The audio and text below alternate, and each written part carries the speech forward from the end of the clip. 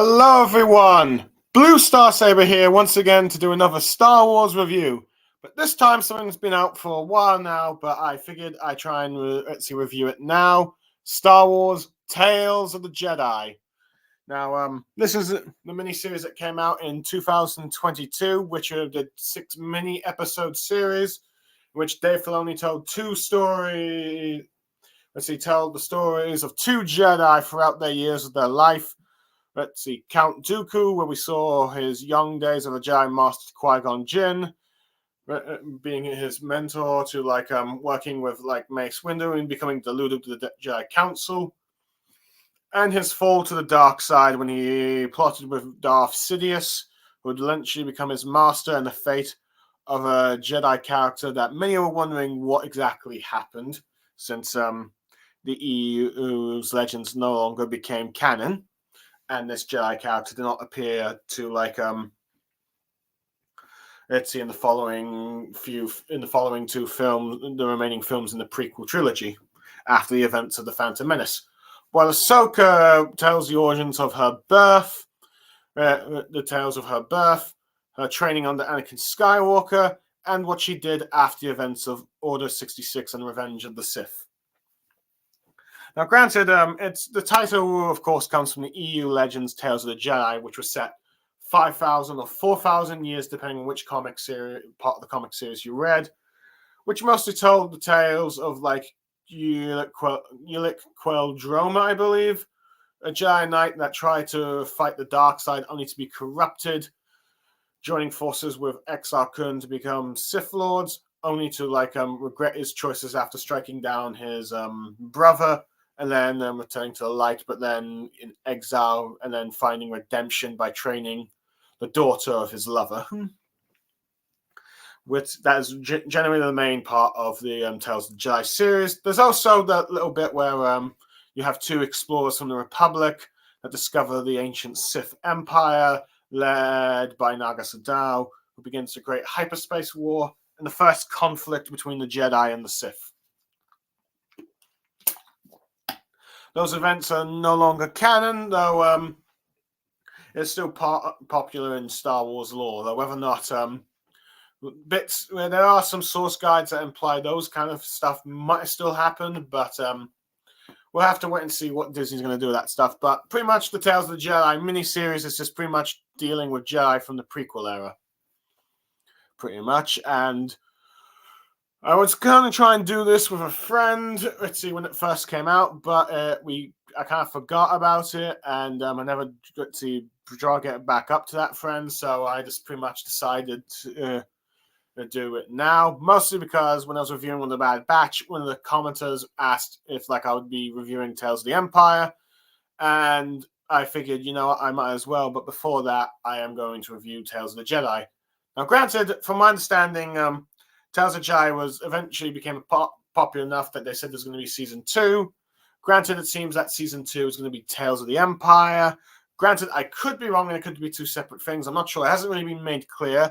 But at the very least, we're getting Tales of the Empire on May the 4th, or Star Wars Day, and pretty much it's a follow-up to Tales of the Jedi. So it could be Star Wars is doing all kinds of tales of the series, but this one is first one being Tales of the Jedi, and now with the next one being Tales of the Empire, and who knows what will become afterwards. It could be Tales of the Bounty Hunter, Tales of the Republic, Tales of the Rebellion, Tales of the Imperial, Tales of the Sith, Tales of the Senate. You got all those kind of memes coming up. Granted, Tales of the Empire is a bit of a surprise, but yeah. But now we've got the tale. But before that, But yeah, we got Tales of the Empire at the very least. But before we review that, I'm going to review now the Tales of the Jedi series, starting with its first episode, which is also its longest, Life and Death, which follows the events of Ahsoka Tano, or when she's revealed in her birth, where it's revealed that she was born on a planet called Zillo, where a Togata male, Nakal Il Tano, announces the birth of his newborn daughter, Ahsoka, to his village, where where we see Ahsoka's mother, Parvati Tano, let's see, smiling at her daughter, where you have the village chief Gantity approaching, and you see her naming Ahsoka, with them happy. The villagers are all happy, and then we see apparently a year has passed. Afterwards, now Ahsoka's a toddler, where we see let's see Ahsoka's father trying to repair the roof of their house, but her mother is carrying Ahsoka with her with a blaster rifle, where she's asked if where the father's asking, is Tona ready for this custom, and it does not really need to follow tradition, but Ahsoka's mother Pav insists that they are following the customs, and telling Nak, or her husband, not to insult the spirits, the trees, and the ancestors, etc., etc. Though granted, before leaving, Pav does get a rifle. My mistake. I thought she had it with her, but get the husband wishing them farewell, and before they leave to hunt, where she passes by Genki, who was feeding what is called a bunch of tukas, and once they confirmed that as a year has passed, she paints a sort of blue paint on both Ahsoka and Tana, Ahsoka and her mother's forehead, doing a sort of blessing, where you see them depart to the next part of the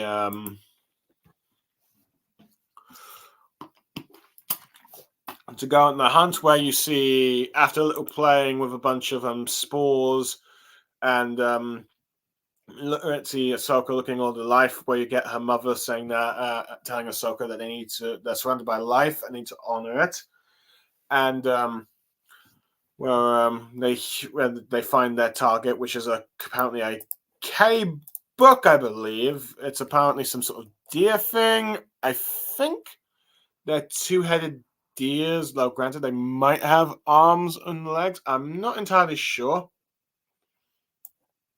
Apparently they're part of a Jedi clan that Obi-Wan they were the species that's part of a clan that Obi-Wan Kenobi belonged to when he was a youngling.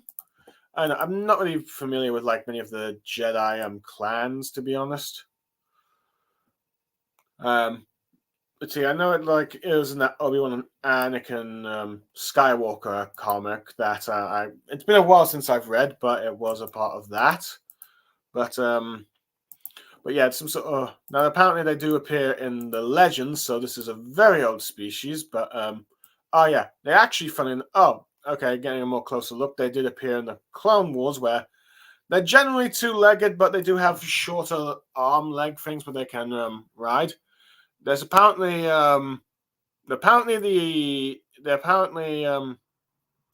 based off some creatures in Kashyyyk, I think. But yeah, they're part of they were in the Clone Wars cartoon, the original Clone Wars cartoon miniseries, and you have Yoda riding it, so that's where they're from. Learn something every day, so but yeah. So they you see her prepare to practice, and let's see targeting one of the Kybucks, and she's able to shoot one. Two of them fled. You hear Gunkick offers a prayer after hearing the shot, where you see it wounding a dire, where her mother tries to confront her upset Ahsoka, saying that she must face death and not be upset by it, saying that going on like this part of the life cycle, and which gives the prayer to the creature before slicing it with her knife. Let's see, where you have Genki sensing the presence of the Kaibak back to the village. But while you have Ahsoka's mother sort of getting the creature ready and joking about Ahsoka about which one of them they should pick. Ahsoka senses a creature that's been watching them called a Rakshir, which is some sort of yellow striped saber-tooth creature. Although I think it's pretty much there's a saber-tooth in the show. Attacks them. Ahsoka's mother tries to defend it off, but is unable to. And just as the other villagers who heard the blaster fire arrive to assist her, she gets The saber-tooth flees, taking Ahsoka with her, much to the grief of the parents, where it takes Ahsoka back to her lair and is about to try and devour her, but Ahsoka calms it by touching its nose and then using the Force to calm and tame the beast. And then we cut back to the villagers where they're prepared to try and go after Ahsoka, where and they will make sure that they will try and come back. While you get the chieftain get offering a prayer, I think, to the residents, or at least she actually she clutched her talons and chants a prayer after Ritzy before Ahsoka was taken back. But just before they depart, the saber-tooth returns to them. The villagers are about to try and shoot it, but the chieftain, of course, tells them to wait.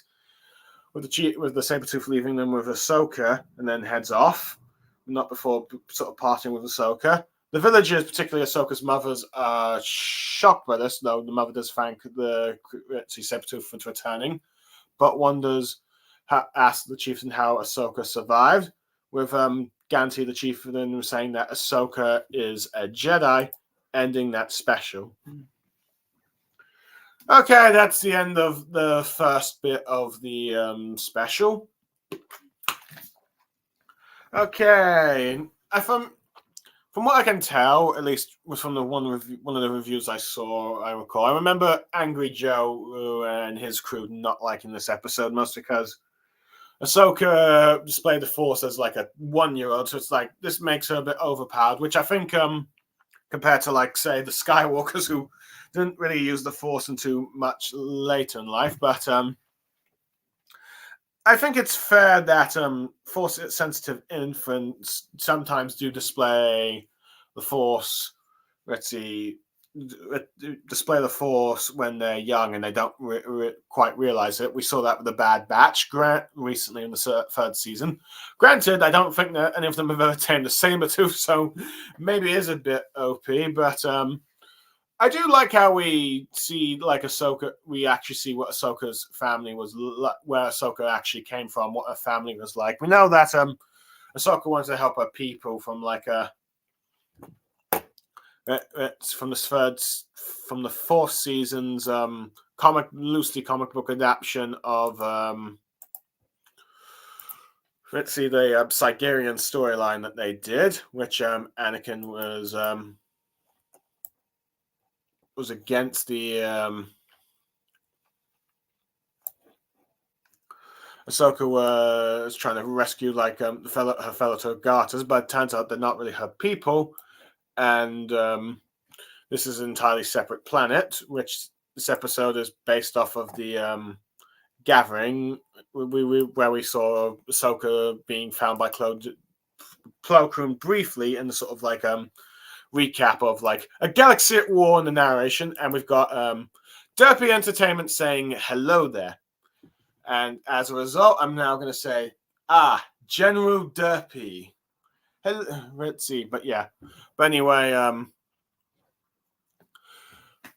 we saw like the only time we saw like Ahsoka's when she was young and found by Plo Koon was in a quick recap in the Clone Wars' season 5 with the youngling storyline, but now we actually get to see the planet, see what our people like, and it seems like for the most part they're just a bunch of villagers.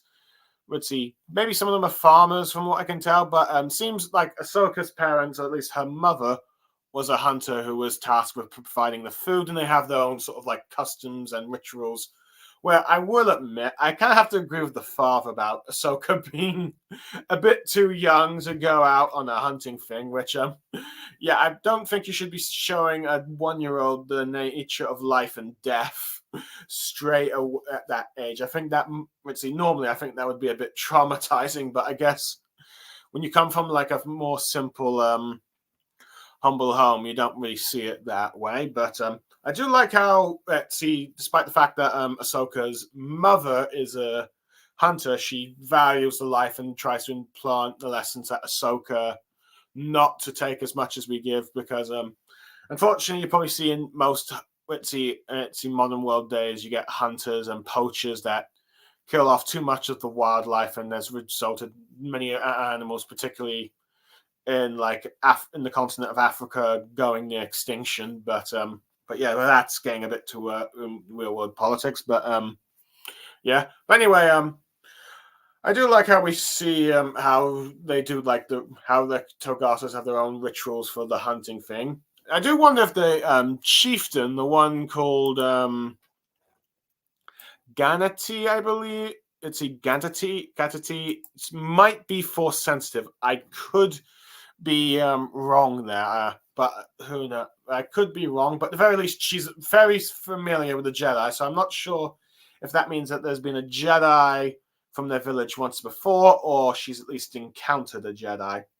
But I do like how she seems to look after the villagers and all that, and I like how this is a tight community village when they're all happy when Ahsoka was born. They're all willing to help out when they sense that Ahsoka's mother was in danger, and trying to go out to find Ahsoka when she was kidnapped by the Sabretooth, despite the fact that it would likely she might have been dead if she was not force sensitive. But it was just nice seeing this sort of like Ahsoka's village, because in a sense, if she was never a Jedi, this is probably the life she would have had. In some ways, it might have been a lot more peaceful than the Clone Wars that happened, but who knows? I am curious to see if Ahsoka ever returns to her parents and let's see, and ask them about how they've been up and how they've been and all that. I am curious to see if they ever learned what happened with Ahsoka's fate when the Empire was formed and Order 66 happened. But I could be wrong. It seems like my viewer Derpy Entertainment has now left, so I'm by myself. So that's a little disappointing, but nevertheless, I'm going to continue to talk. But I do like but I will give Ahsoka's mother's credit. She's quite a skilled hunter, despite maybe arguably a very primitive blaster rifle.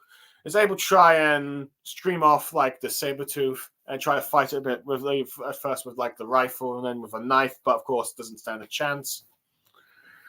But yeah, other than that, I was fine with Ahsoka just force taming the Sabretooth, but I can see how some might find it a bit too powerful a move for someone her age. But either way, I think it's a decent starter. Granted, I feel like this one was done first, and then you have Ahsoka's last two episodes after, because after this, the rest of the episodes are done in chronological order.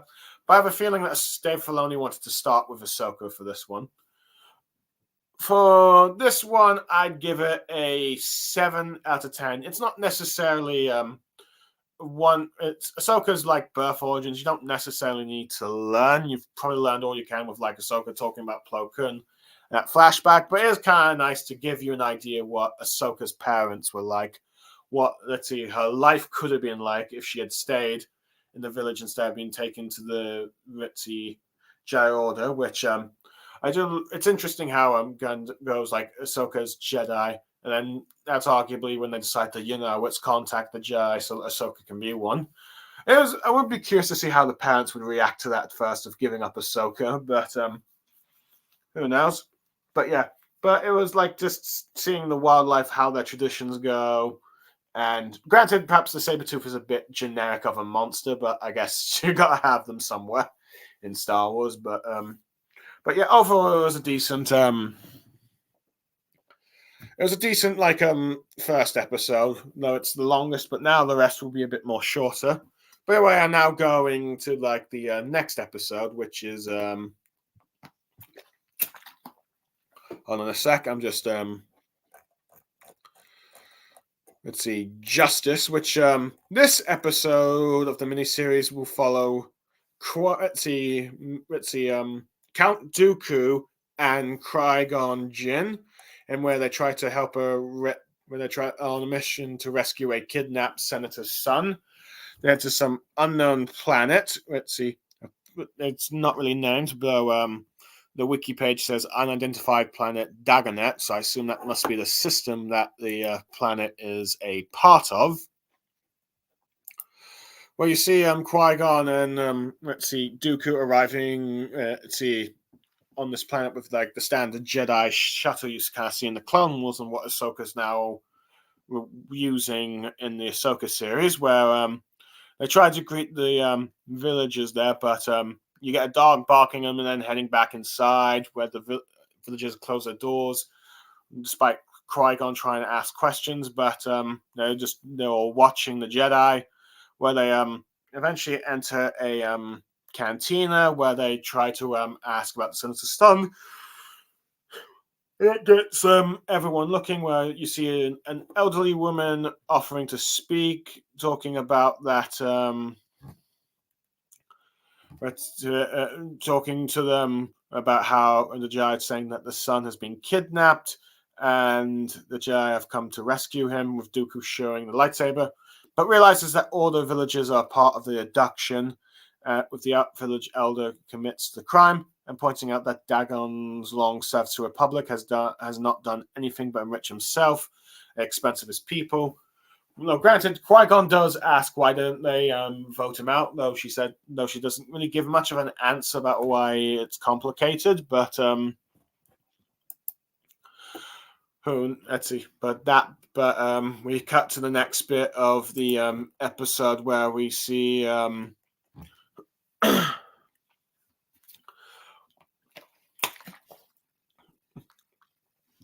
the Elder taking Qui-Gon and Dooku to the barn, to the village, to the farm barn where the son's being helmed, where he reveals that he's been treated well, got a companionship of a droid. I think it's called. Hold on, let me just see what the. I think it's called Teuton, a very giant droid that helps out with the farm work, from what I can tell. But it's revealed that the son actually is very sympathetic to the villagers despite their kidnapping. But he was completely unaware about this, since he usually spent his time on Coruscant, or the planet's capital, and is ashamed that how could his father do this to his own people. But this is when where the senator called Dagonet, which, now I think about it, might be the name of the senator, so that's why it's called Identified Planet Dagonet. Sorry, my bad there. It's arrived with a bunch of soldiers and demanding the Jedi arrest us villagers, but Dooku says that let's see. But no, granted, the Elder. But before that, you have the Elders wondering if Dooku has betrayed them. But Dooku assures the Elders that they came here without the Senator's knowledge, and Dooku tries to get Senator Dagonet to stand down, but the Senator refuses, and as a result, a blaster fight gets out. A Jedi defend the villagers, but as the fight goes on, you see some of the guards and some of the villagers die down. I think you see one Rodian fall from the top of the barn from the sniper position, and them dying. But with more dying, Dooku gets a bit angry and starts force choking the Senators, pushing Qui-Gon away with the Force and pushing soldiers around, where Qui-Gon, realizing that the only way to stop his master is to go back to the son and free him from him and tell him to go save his father, which stops Dooku from before he kills the senator, saying that let's stop this, and tells his father he's disappointed in what he has done to the people here. And this stops the fighting. And you then see the father back. We cut back to the Fritzy village where the father is in a speeder, seemingly ashamed and disgraced, with the son vowing to try and help the village as much as he can and saying, "You won't forget this." As we see a bunch of the soldiers helping the farmer villagers rebuild their house of it, showing signs that this might be changed. Him and the father now leave. The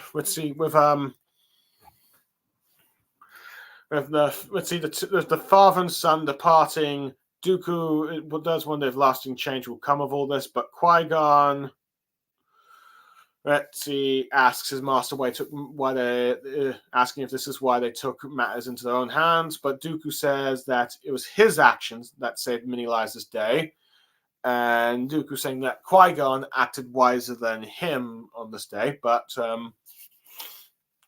Qui-Gon says all to his teachings, as he says, but Dooku says he'll be a great Jedi one day, and the two depart from the planet, leaving the episode. Now, this episode is arguably the Dooku story is arguably the one I and a lot more fans were a lot more fascinated with. And I will admit, this episode is a very good start to this. And it's actually kind of nice that we actually get to see one of Qui-Gon Jinn's adventures with Count Dooku, and see their time as master and student. As we know that they were master and student from like the brief talk of Attack on the Clones, and it defines a bit of the sort of confrontation with like Obi-Wan and Count Dooku. And it's like as Qui-Gon is their connection, but unfortunately, due to the fact that Qui-Gon died in the Phantom Menace, we never really got to see the relationship between Dooku and Qui-Gon, but now we actually get to see it here.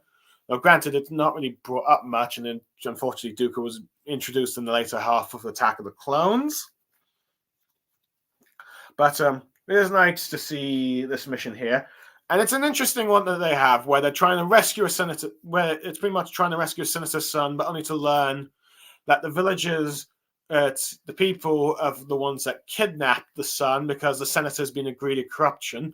Granted, I will admit, the Qui-Gon does do the question of, like, why not just vote him out, which I will admit, the episode never really gives a clear answer why they were unable to do so. Is the senator corrupting democracy here? Is the senator, buying, the favors of certain, parts of the electorate of, the planet where it keeps him in power, which he's been for a very long time. But at the very least, it seems like, hold on. At the very least, it seems like, he's managed to get his footing here, and unfortunately, the villagers have been starving for so long. Granted, I will admit, having a dog, an actual dog in Star Wars feels very weird. It's an actual dog. I mean, nothing alien-like about it, but I guess you gotta have dogs somewhere. But fair enough. But anyway, I do like how Dooku and Qui-Gon are able to quickly deduce that the villagers were behind it. But I will admit, it's actually interesting to see Dagonot's son, the senator's son, pretty much, completely sympathize with the people, despite being kidnapped. He's not a spoiled brat or a privileged upper class citizen, what you might expect from like a high class politicians and children. Instead, he actually genuinely cares for the people and doesn't even blame them. Is even shocked by his own father's cruelty of abandoning his own people, which I will admit is actually kind of nice to see. And the fact that he tries to, he does confront his father about this and tries to make amends. I'm not sure if he becomes a senator himself. I'm not sure if he's successful in his goals, but at the very least, you see that he's a decent person. Now, whether or not we ever see this planet again, and it'll just be this one episode, who knows? But I do like how you see how cruel the Senator Dagnant is. It's just demanding his son released, demanding the Jedi arrest the citizens, and having no sympathy. Though I do like how but he's so corrupt that it is enough to anger Qui-Gon that he does some very un-Jedi-like behavior. Well, granted, I assume after this episode, the Senator will be disgraced, given the fact that he's like looking down in shame and all that. One part of the episode I forgot to mention is that you do have one of the villagers selling out the rest of the villagers to the people, but I do like how the elderly village leader does not blame her, because like many would have probably done the same, given how desperate they are for financial aid. But you really see just how terrible the place is, where like droids are broken, barely functioning, places broken down. You can't really blame the villagers for trying to do this drastic measures. I do like how the village elder knows not to try and conflict with Jaya and show the Senator's son, though does wonder if the Jaya did betray them, but that's not the case. But I do like how we see that even with Dooku's earlier days as a young Jedi, when he was without the beard, he did have some traces of the dark side in him, where he just got angry enough when, after a few people died, he was force choking the senator and about to kill him, and even pushed his own apprentice to the side. If not for Qui-Gon's actions of getting the senator's son to stop the fighting, which would have caused Dooku to probably kill the senator and probably fall to the dark side, and maybe would have caused him some very deep trouble with the Jedi Council. I don't know how the Jedi Council would have reacted to this, but they might have arrested Dooku or even expel him from the Jedi Order at the very least. But I do like how Dooku admits that Qui-Gon is a wiser man than him and will be a great Jedi someday, which is very much true. Qui-Gon pretty much acted like the Jedi here, with him thinking, and you see bits of his character here, like thinking in the moment, which it was a sort of a phrase you heard him say quite a bit in The Phantom Menace. But yeah, this episode shows just how much the seeds of Dooku's beginning of Dooku's seeds to fall to the dark side, and Qui-Gon's true characteristics of being a true Jedi. Because the way I see it, Luke Skywalker eventually embodies the true nature of the Jedi, with Qui-Gon being a very close second. Obi-Wan third, who is my favorite character, I will admit. And then you get bits of other characters. I haven't really figured out the ranking of the other Jedi, but I just know it's those three of like top true Jedi. But yeah.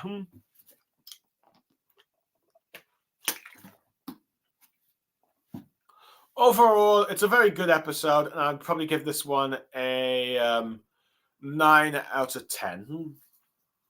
It would have been a 10 out of 10, but I really wish that they would answered that question about why don't you just vote out the senator. But just everything about it was good. Seeing Qui-Gon and Dooku working together as Jedi. Confirmation that Dooku's lightsaber was blue. Though, granted, I think there was a novel that might have revealed that.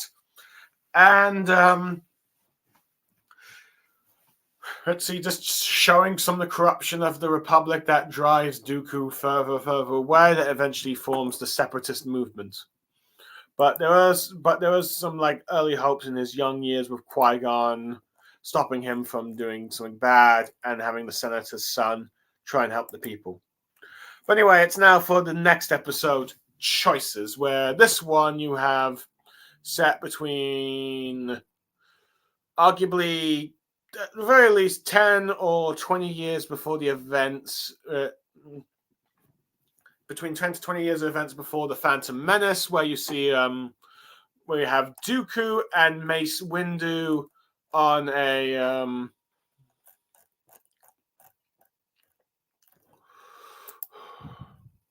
we see Dooku and Mace Windu on a mission to retrieve the lost remains of a Jedi Master by the name of called Jedi Master Katari. From my understanding, from what I can tell, a Maryland Jedi who was a part of the Jedi Council, who has been killed on the planet Raxus Sendus, which also known as Raxus. I'm not sure if this is what also referred to as Raxus Prime, but pretty much this is the planet. Well, I think it's sometimes called Raxus Prime. I could be wrong, but this is pretty much the planet that would eventually become the capital of the Separatists. And we're seeing this early origins of how this planet would probably become part of the eventual capital of the Separatist homeworld movement, if you will. But anyway, we pretty much Dooku is questioning the senator of Raxus at the time. Hold on, let me just see. Let me just go back. Senator Larek's account on how the Jedi Master was ambushed and killed, and wondering how the senator escaped death without the Jedi. But Dooku tells him not to be concerned with this, and saying that they must follow tasks set up by the Jedi Council, where they need to retrieve the Jedi Master's body and remains and take back to Coruscant for a proper funeral. Where Dooku goes about how May responds to how Mace's protocol following the rules is inspiring, but sometimes maddening with just how by the book he is. We see them landing on the capital of Raxus, or in Raxalong, where we see we see the soldier. Let's see, a bunch of Raxus soldiers led by someone called Hanul, who is the who I wonder is may or may not be the son of Samaj, the captain of the planet. But anyway, you see them landing. This guy is called Hanul, which he leads the soldiers to the senator, where he expresses condolence for the loss of Master Katari, saying that she was well respected by everyone here. And then we see the Jedi quest going to the residence of the senator, where the senator revealed he was contacted by rebels and Consul, so he came here, and since they were threatening war, and told him that he figured he would come to hear them out. And with the Jedi Master Dooku asking why the senator chose to go without security detail. And the senator claims he wanted to have peace on Raxus and was willing to do anything about it. And he confided with the Jedi Master Katari about the situation, and they come. Then they came together as Katari refused to let them out of sight, and then she was ambushed and killed. With Master asking where Lali was, where they have put her body, but Dooku asked if they could see the place where where they met the informer and died. With the senator saying that's fine, but the senator tries to brush off of I'd rather not go back as it's rather traumatizing for him, but the guard called Simaj offers to show him the location where the Jedi was murdered, and talks about how his guard responded to the senator's distress signal, but they were too late to save the Jedi Master.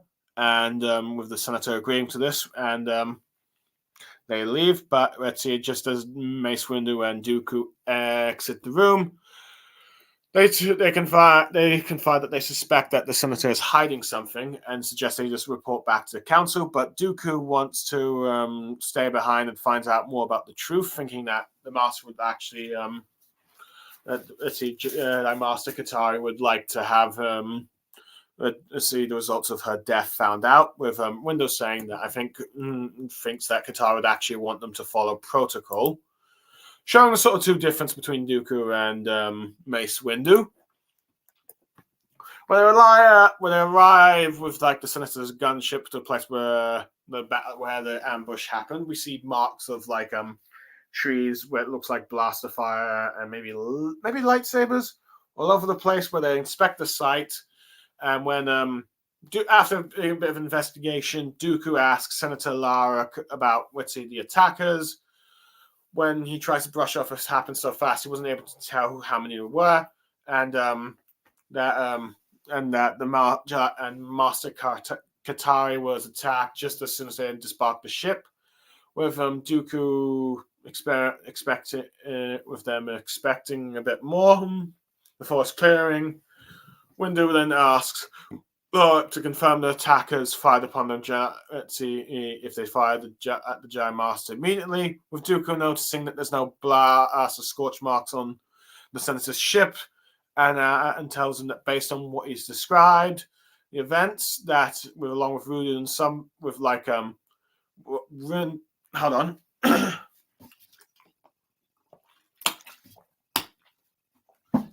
And Mace Windu follows based on the senator's description that someone fired the direction of his starship. And Dooku to comment that it's very rare for a Jedi to be ambushed like that, or get killed, succumbed and get killed to a surprise attack like that. Unless the Jedi was killed by someone they trusted, sort of foreshadowing Order 66, if you will, since that's what happened pretty much to nearly every Jedi. And with Dooku drawing out his lightsaber, believes that the senator killed the Jedi, killed the Jedi Master, with Windu trying to tell him to stand down, but the senator he panics and tells the Jedi that the guards killed the Jedi Master. But he gets gunned down, and the guards start firing. Droids come out, they fight for a bit. The Jedi, after slicing some of the droids down, using the Force to knock a tree down, the droids are the droids are taken down with like only 2 guards left. And the result of the skirmish, the Jedi demand an explanation, with Hanao announcing them as pawns of the Senate, tries to attack Mace Windu, but he deflects, and he is killed by his own blaster, with Hano dead, Samag,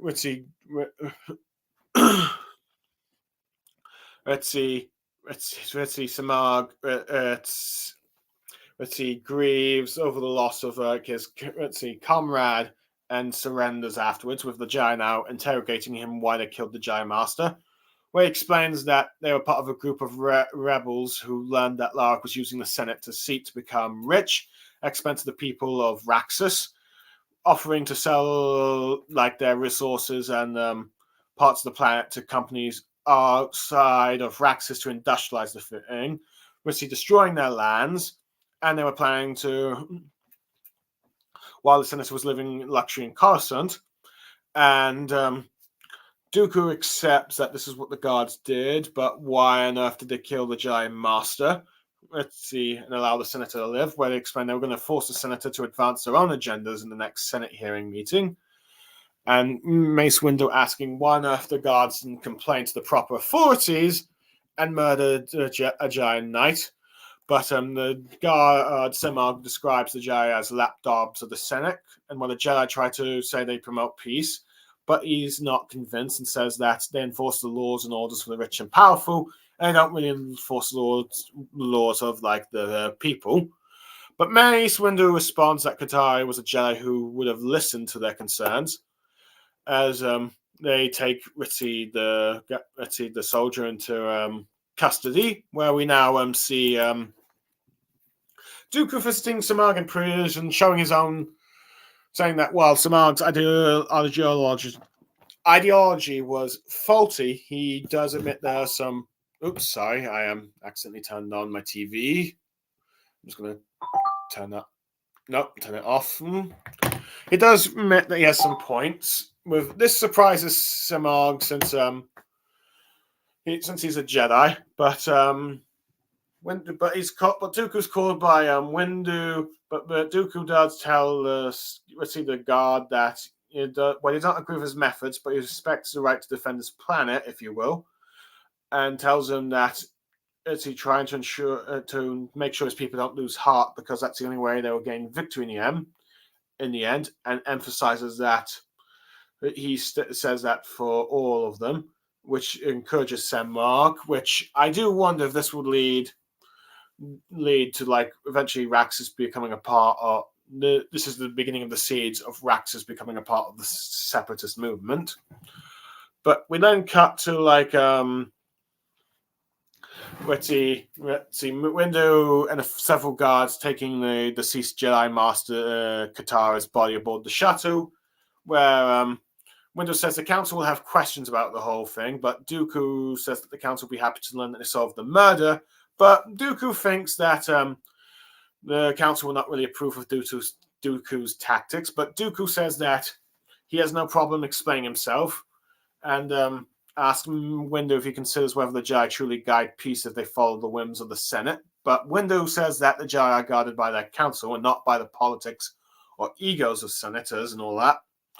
So they depart on the shuttle, where they go to lay the body on Coruscant, where we see the funeral taking place, and I see a bunch of Jedi there.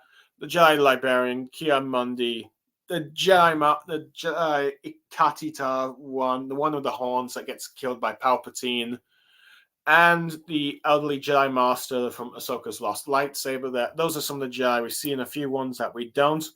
And we see the funeral and her body being serviced. Let's see where we see Master Ki-Adi-Mundi, presiding over the funeral, saying that how the Jedi was the patient one who patient one with like young Jedi Knights and younglings, and says that the Force through food with her with certainty, as she is like given a proper Jedi funeral with the lights raising and like her body being cremated, I guess, if you will. You also see Jedi Master Yoda there.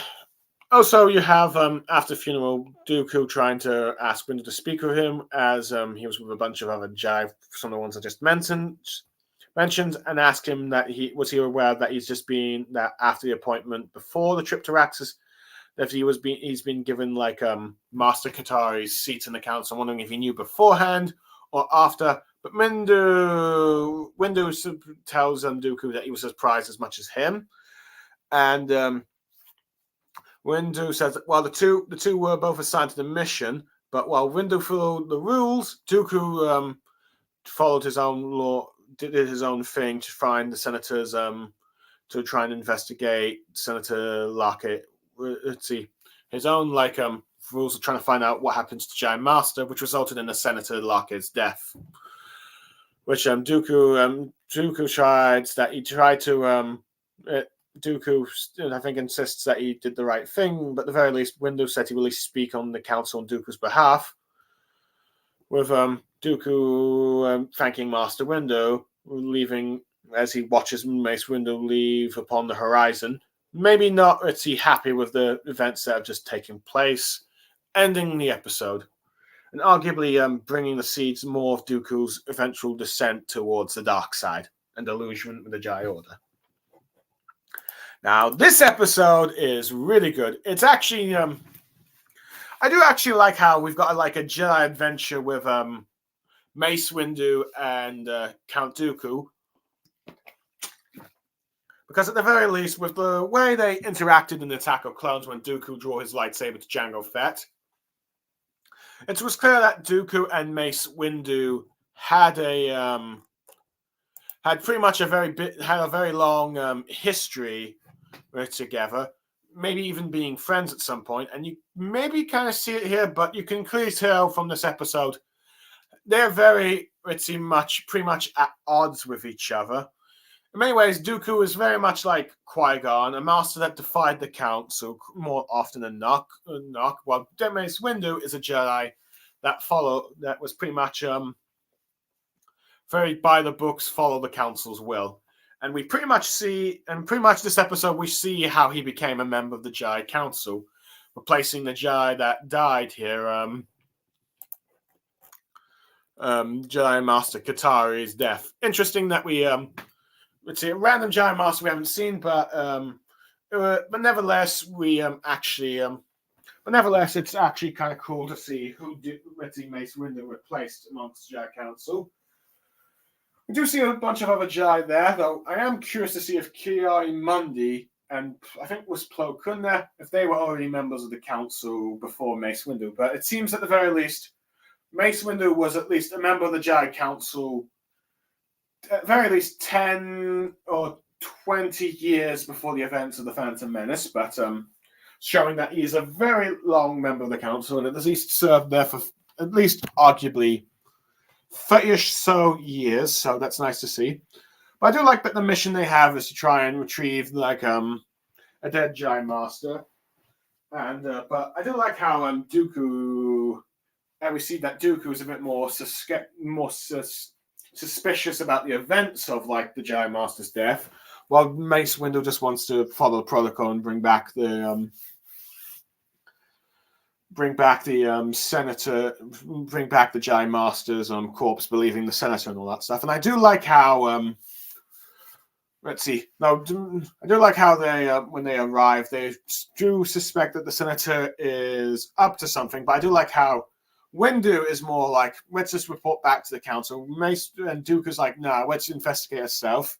And while and then you see the more of the difference where Dooku, once he suspects that the senator is behind part of the death, draws his lightsaber. Mace is like, stand down.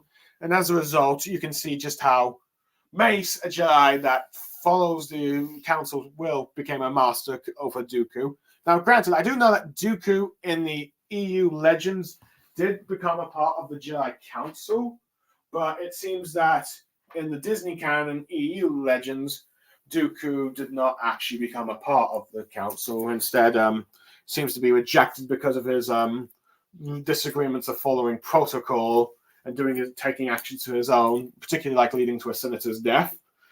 And to be honest, I think this makes kind of more sense. I mean, it's still kind of cool that Dooku might have been once a part of the council, but I do like how, at least that's what I'm remembering a bit. But I do like how, at the very least, you seem to be on the council when Jango Fett was like a bounty hunt, leading the Mandalorians in like the EU Legends timeline. Granted, that's probably not canon in here, but I do like how it sort of contrasts how Dooku is very similar to like Qui-Gon, a Jedi Master who could have been on the council, but due to his own actions defying the council's wishes and protocols, was never invited, and in fact, in more favor of more traditional masters. But I do like how you see the contrast between Dooku and Qui-Gon, where Qui-Gon is a bit more patient and a peaceful approach of like handling situations and finding the bottom of the truth, while Dooku is a bit more aggressive. But but I do like how it's actually Mace Windu that ends up actually killing one of the one of the main two guards that are part of this. But anyway, from what I can tell, there's no indication that the two guards are father and son. But I partly wondered if that might have been the relationship, or at least they had some sort of deeper connection.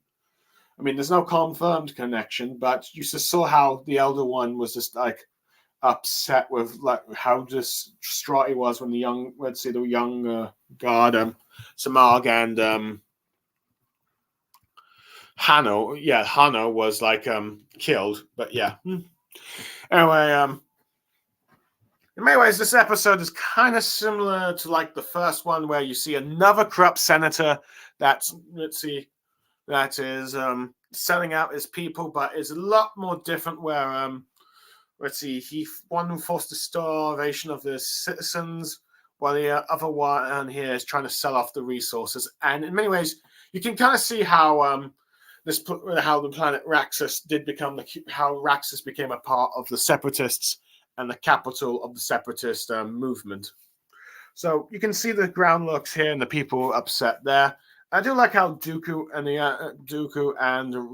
Samag talked about how about the talks about like the corruption and all that stuff, with Dooku sympathizing with the guard, even if he didn't agree with the ideology, at least at the time.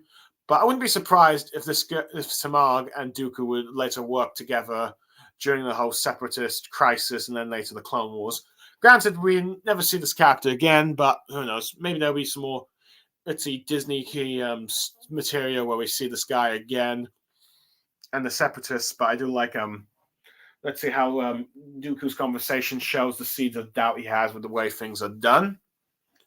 But what else is there? Hold on a sec.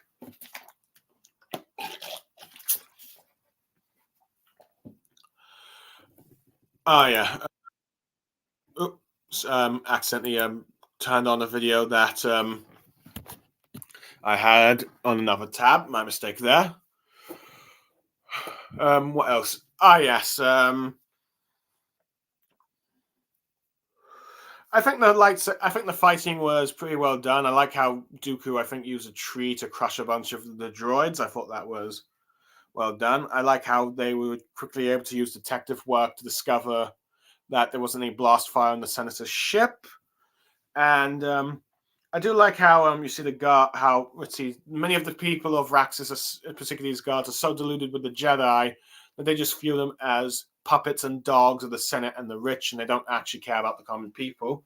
In some ways, that was part of the Jedi's downfall, where they become so much embedded with the Senate that many people lost hope and think that they're part of the guards and law enforcement of the elites and not actually them. And and not to mention with like the failures of their failures in the Clone Wars, eventually the galaxy would turn on against the Jedi, which was all a part of Palpatine's plan.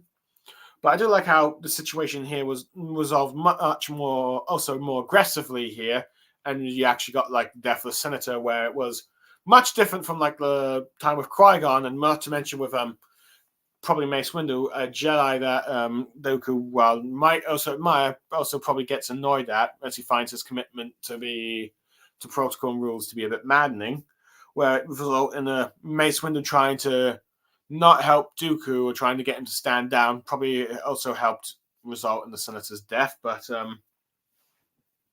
I do like how Mace Windu does like at the very least tries to speak on Dooku's behalf and what he thinks is the right course of action to do, even if he thinks Dooku is at fault with his methods, showing that Mace does value Dooku, sort of Dooku as a friend this time, even if he thinks he's wrong. But I do like how you see Dooku's just kind of frustrated with Mace, and even wonders if perhaps Dooku knew in advance whether or not he'd be a part of the Jedi Council or not, making him like wondering if this is just all, or if Dooku Mace way of let's see, set him up, or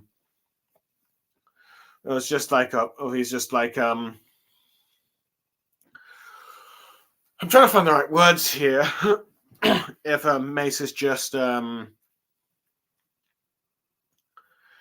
being promoted because he's being like favored or not, but either way, overall, I'd say this episode I would give probably a 9.5 out of 10. Let's see. Do you see how Mace and Count Dooku interact? How they're different. Mace being the more standard Jedi, Dooku being the more rebellious, and you're seeing him growing more frustrated with the corruption in the Senate and the Jedi Council's protocol of like following things instead of investigating, thinking that the Jedi Master would probably prefer having the murder resolved, where Mace Windu's like follow protocol. Him just getting angry when the senator is hiding something, and then even sympathizing with the guards and their reasons of like trying to defend their planet from the corruption of a senator that would sell off all their resources to other corporations and all that. It just shows the early signs of like Dooku being a well-intentioned Jedi before his fall. But anyway, and also like Dooku's own frustration of like Mace Windu, and even seems to think that he seems to be more favored with the Jedi Council, or maybe even planned for his own ascension. But either way, it's nice to see how Mace Windu became a member of the council. But anyway, I'm going a bit repetitive now. It's now time for like the next episode titled "The Sith Lord," which actually takes place in the events of like between the events of the Phantom Menace. The Phantom Menace, where we episode starts at the Jedi Temple of Coruscant, where we see Dooku entering the restriction shed section of the Jedi Library, taking out the entering Master Cypher Diaz's code and taking all the data of the planet Kamino and deleting it from the Council's libraries. And then we see Dooku going across the Jedi Library's facilities, where he's seeing a lot of Jedi talk, and asks him what's all the talk where the Jedi librarian Josca Nu tells him that his old apprentice Qui-Gon Jinn claims to have fought a Sith Lord on Tatooine and the Outer Rim territories. With Dooku being surprised at this, but ends up asking a bit more. But Nu remarks that Dooku Jin probably has a bit of an imagination, thinking that Dooku has as well. But Dooku says that seems to be a quality that is lacking within the Jedi Temple. And hold on a sec. I'm just going to be a few minutes. I'm just going to take a little I'm just going to take a little break, but I just need to do something quickly.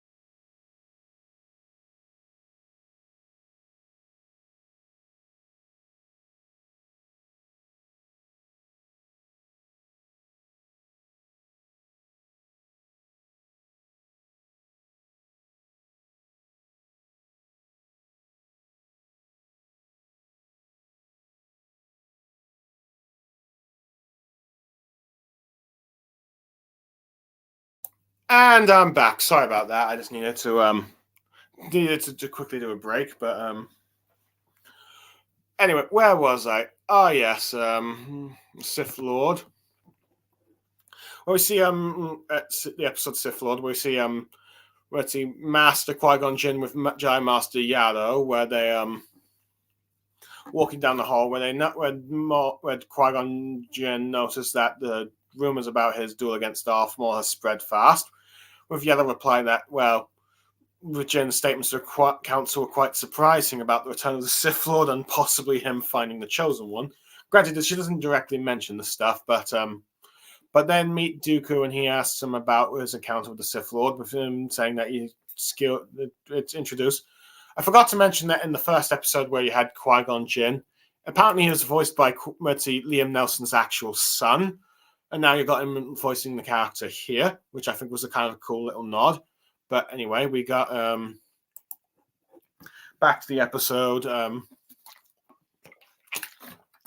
Dooku talking about how this warrior is scared in the Jedi arts, and with Dooku asks if he really does believe that the Sith Lord was an attacker, and concludes that the Council would not be probably eager to have this conclusion. With Qui-Gon saying, well, yeah, this was the case.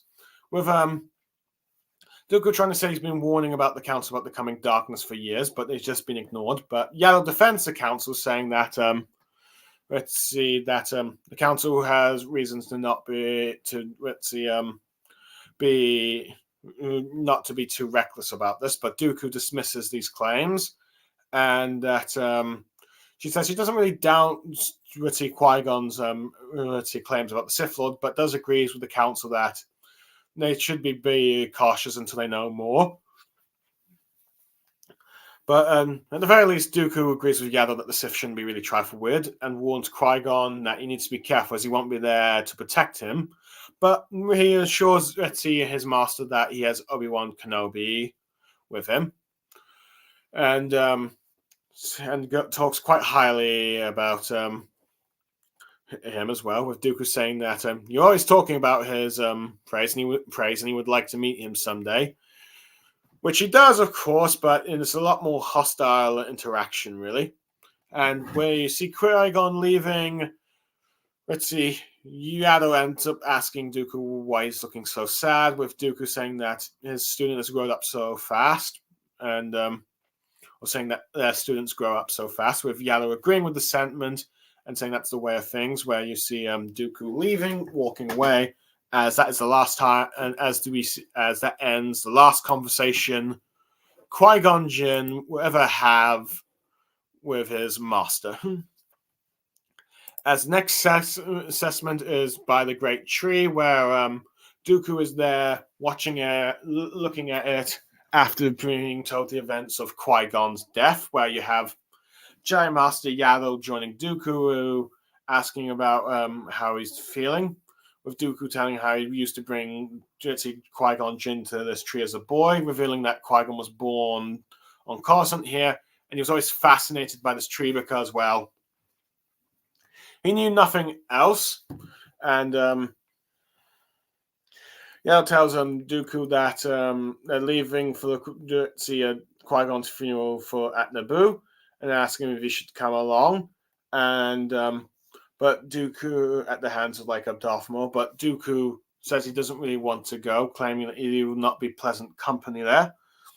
Where Yaddle tries to ask Dooku if he holds the Council responsible for Qui-Gon's death, but Dooku says that Qui-Gon has become one of the Force now, and it's time for him to let go. With her asking if Dooku's able to do so, and wondering can he really not really attend his own apprentice's funeral, but Dooku leaves anyway, and we see him leave the hangar with one of the Jedi speeders, but you see Yaddle following with her own starship, and where they go to the works area, where that's the Sith Lord's there, we see Dooku meeting with Darth Sidious in the end of Attack of the Clones, informing him how the war has begun.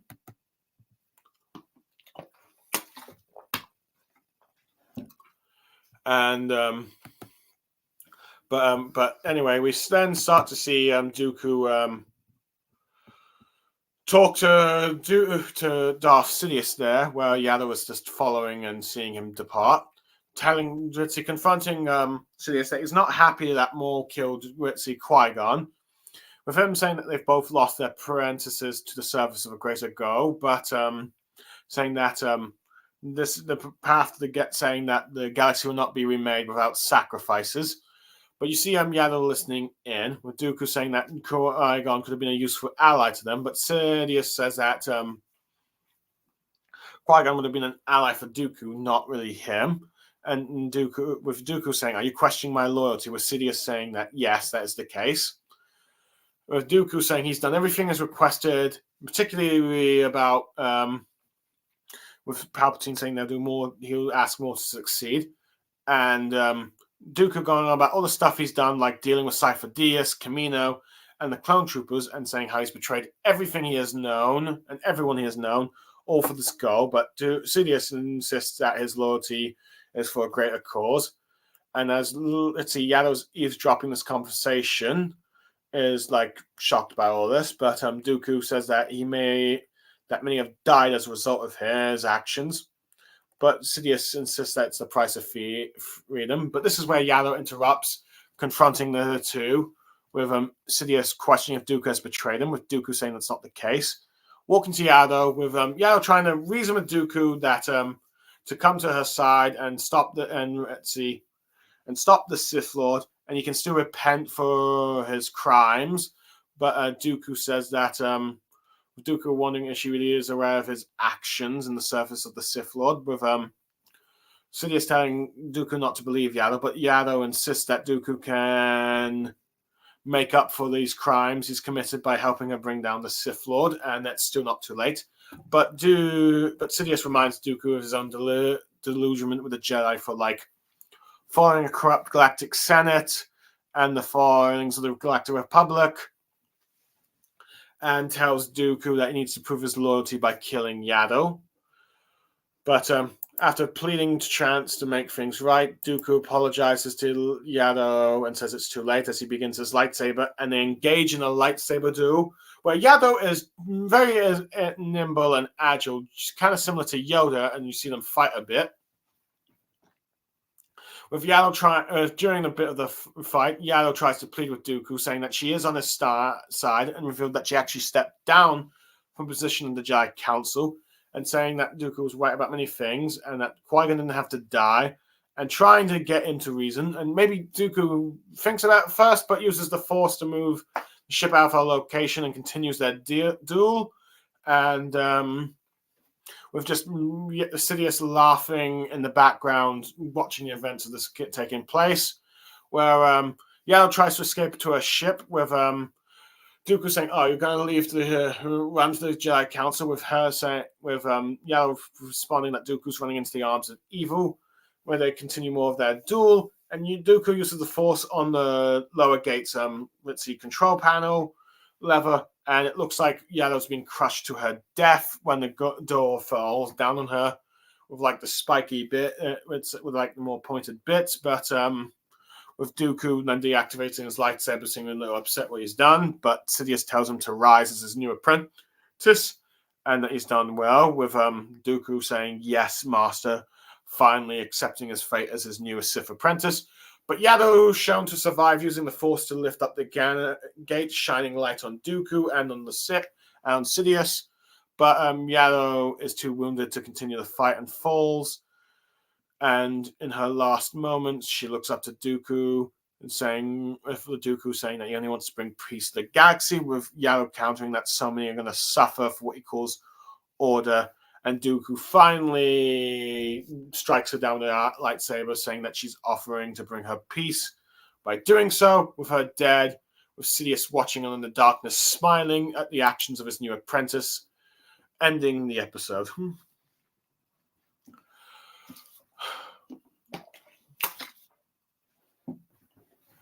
Okay, overall thoughts.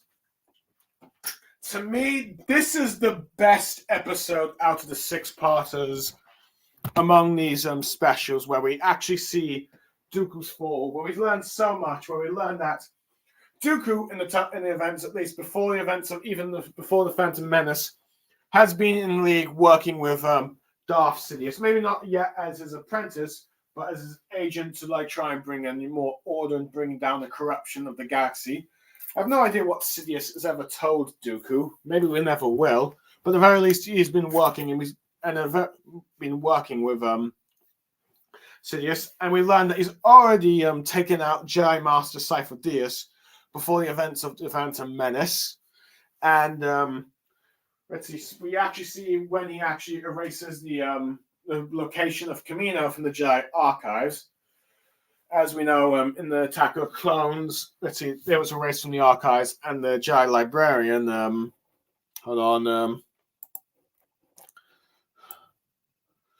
Jedi Master Joscus Nu, who so arrogantly claimed that if it's not in the records of our archive, it does not exist, showing her pretty much her own arrogance. And you can even see her arrogance here and thinking that Qui-Gon and Dooku have like wild imaginations, particularly when it comes to like Qui-Gon's claim that the Sith Lord's here. So you can see the sort of like arrogance of the Jedi here, but it is nice to see how Dooku erased the Jitsi data from Kamino, and also been planning with Sidious to create a clone army that would eventually be used to take out the Jedi. I do like how when you see him looking on the library and seeing everyone talking and learning that it was all this talk is a result of his own apprentice Qui-Gon fighting a Sith Lord, with Dooku clearly knows that this is Darth Maul. But yeah, I do like the conversation you have with Dooku and Qui-Gon. No, before that, I do like how Qui-Gon is very aware that his talk with the council has already gotten so much speculation, and I do like how Yano points out, well, you've had some very bold claims about what you said, which of course is like the return of the Sith and arguably possibly finding the chosen one that would bring them down. Which is, to be fair, to be fair to many of the Jedi, many of them would probably be skeptical of this claims if I was them. But yeah, until there's more proof. But I really do like the final conversation you have with like Qui-Gon and Count Dooku here, and it just shows just how much the Dooku, regardless of like betraying the Jedi at this point, still very highly values his bond with Qui-Gon. Mitty expressing his concern, asking him if he really did fight a Sith Lord, even though he is in cahoots with them. Concerned with his well-being and hopes that and knows that Qui-Gon, he won't be there to protect Qui-Gon and all that. And I do show that he does believe Qui-Gon, even though he's hiding the fact that he's in league with the Sith, which no doubt Qui-Gon would probably be very disappointed in his master. I think I would agree with Obi-Wan that Qui-Gon would not join Dooku in the dark side, but I'll get more to that in a bit. But I do like how Yaddle tries to defend the Jedi Council here, but with the conversation that Dooku and Yaddle are having, it does lead to Seed to doubt that she eventually leave the Jedi Order, or at least she step down from a position from the Jedi Council. But I'll get more to that there. But I do like how Qui-Gon talks about how he has Obi-Wan with him, and I do like how Qui-Gon, let's see Dooku going like, oh, you always talk highly of this Obi-Wan. I hope to meet him one day, which we do know they do, but that's the adventure of the Attack of the Clones. And, of course, it's a very hostile one because Obi-Wan sees Dooku has betrayed the Jedi Order and stands against all the things that Qui-Gon did. And, let's see, thinking that Qui-Gon would never join him, even though Dooku seems to think that he would. But I do like how they have a very positive interaction, and I do like how Dooku goes with like Yaddle, how their apprentices grow up so fast. I even do like the conversation the two have at the tree, where we learn that Qui-Gon would always used to be amazed by the tree in Coruscant because he was born here. He's only grown up on like this planet of city and stone, never seeing nature. So it's like he's always fascinated by it, which has maybe helped him shape his views of like in the now moment, and maybe also shows signs of his value of life because he sees nature there. Because we know Qui-Gon will help any life form anyone that's in trouble if he can. As we saw him help Jar Jar, and of course Anakin, as much as he can at the moment of time, which he would, because in many ways, like I said, Qui-Gon embodies the true characteristics of a Jedi, valuing life where it is, even where some don't. Kind of like how Obi-Wan remarked at, well, at least at the time, why do I feel like we're picking up another pathetic life form, which is kind of harsh, I will admit. But that's a young Obi-Wan, if you will. So I do like they have the conversation there, and you can clearly tell the Dooku is upset by Qui-Gon's death. I do like how Yaro asked if he's going to come to the funeral with them, but Dooku was like, no, he's not going to be good company. But I do like how at this point Yaro starts to suspect something with Dooku as he follows, and to her worst fears, Dooku is working in league with the Sith Lord. Speaking of Yaro, we end up learning that she actually talks very normally and does not talk like Yoda. So it's like, it makes you wonder, is Yoda the oddball in his own species and he just talks like that on purpose?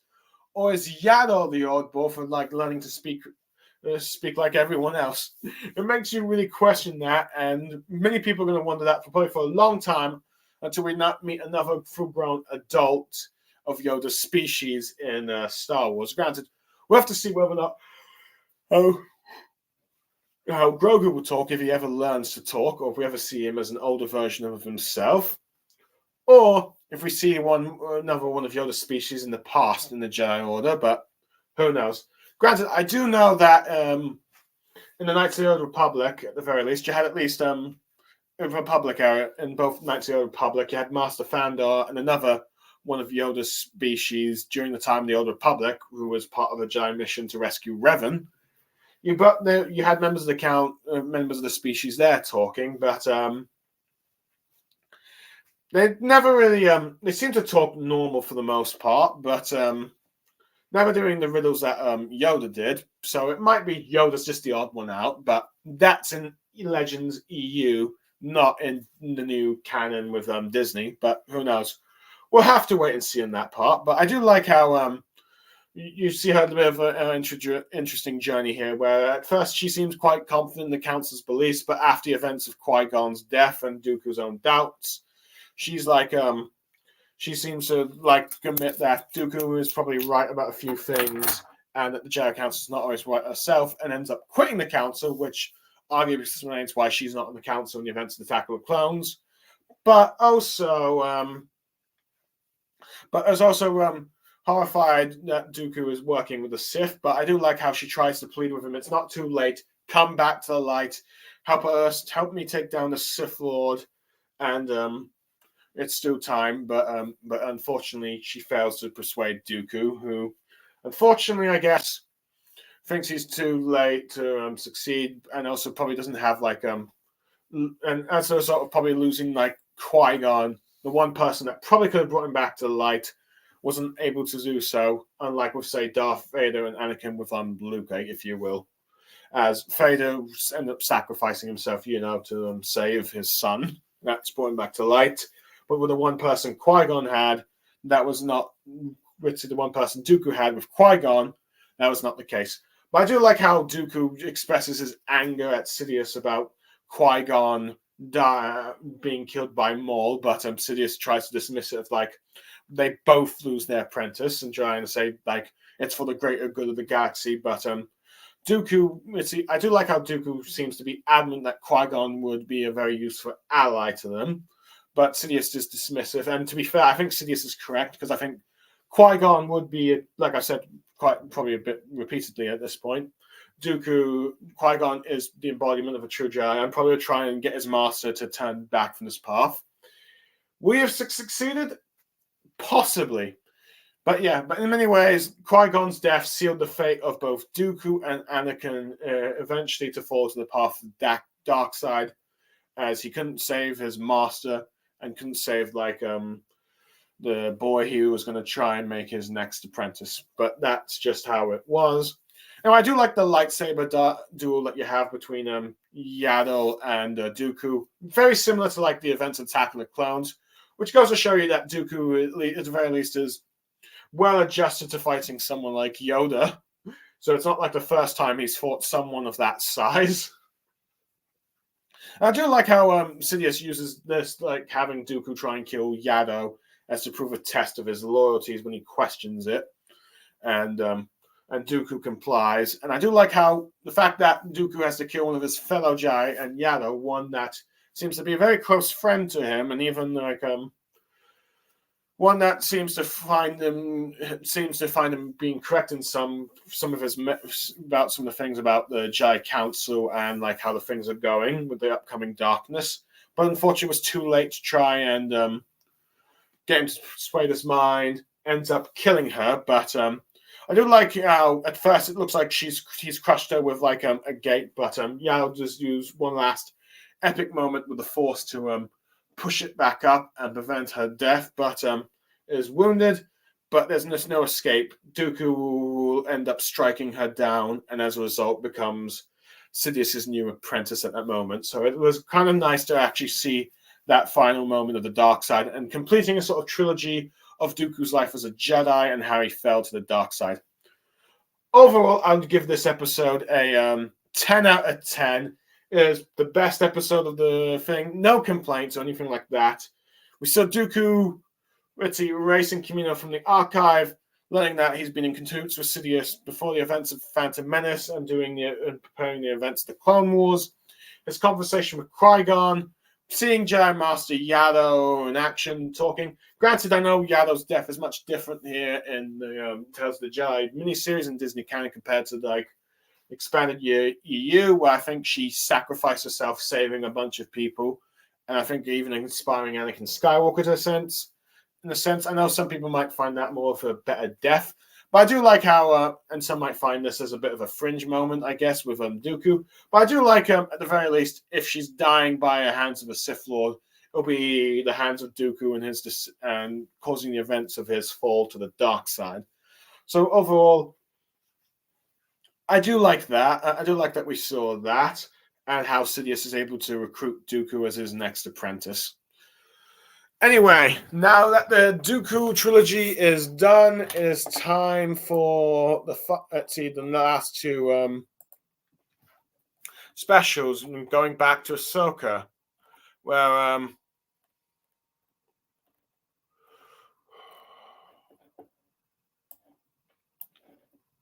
we're now following the events, where we're following back to the events of Ahsoka Tano as Anakin Skywalker, we see Ahsoka's life when she's training under Ahsoka Tano to prepare for whatever dangers that comes, where we see Anakin arriving late to like Ahsoka's test of against some practice remote droids that have been accustomed to fight like battle droids, where Obi-Wan tells him that he's late. And she's being under the supervision of Jedi Master Tara Simbu, the one from the Ahsoka Lightsaber Lost episode. So, I will admit, seems to have gotten a bit of an updated color. Granted, yeah, I think he's got like a Stewart's very light blue blade, which I thought was white. No, granted, we do know that Jedi Master eventually dies in like Obi-Wan Kenobi as we see him in, Frozen in live action. That was his death. It's just now finally being confirmed. I wasn't sure because when I looked it up on the Wikipedia at the time when I was reviewing this with Lucky Chi, I wasn't sure if that was the case, but yes, he is dead at this time period. But we see also watching as Kanan Jarvis, as well as his apprentice, his master, Jedi Master Sassin Tin, among the crowd. I think you also have Plo Koon there. Maybe Ethan Koff and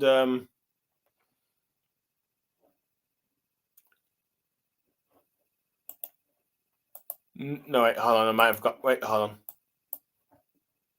No, it's Deepa Biblaba that's Kanan Jarvis's master. Sorry, I'm getting the names mixed up. Apologies there. Nope. Hold on. Caleb Doom.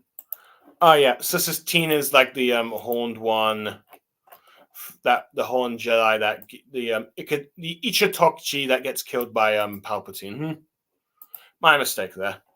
Sorry, I'm getting my continuity mixed up. Sorry, it's been a while. I really should learn to remember all the Jedi's names, but Ahsoka passes her test, though, and as they walk out, after she successfully done like one of the tests with like a ray shield and more of the advanced remotes fighting, after taking care of the old ones, where Obi-Wan sarcastically remarks that he's like late.